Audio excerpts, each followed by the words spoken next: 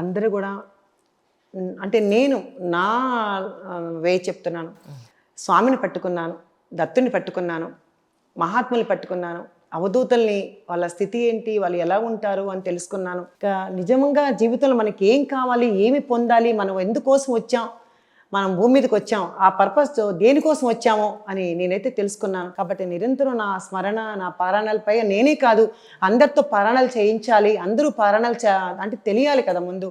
ఇప్పుడు మహాత్ముల యొక్క జీవితాలు తెలియాలి. మనం ఏదో అనుకుంటూ ఉంటాం కాదు, వాళ్ళందరూ ఎలా జీవించారో తెలియాలి. ఇవన్నీ అని చెప్పేసి నేను మనసులో నాకు ఒక గట్టి సంకల్పంతో నేను దత్తబిడ్డలు అని ఒక రోజు ఆన్లైన్ క్లాస్ ఉంటుందన్న.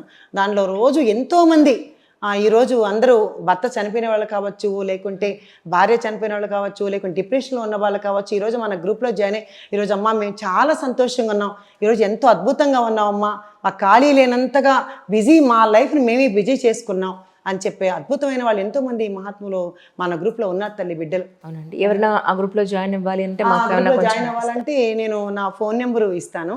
అందులో జై గురుదత్త లే సాయిరాం ఏదో వాళ్ళ ఇష్టం అట్లా పెడితే మన గ్రూప్లో యాడ్ చేసుకుంటాను అన్నమాట. దీనికి ఏమి డబ్బులు ఏమి లేదు.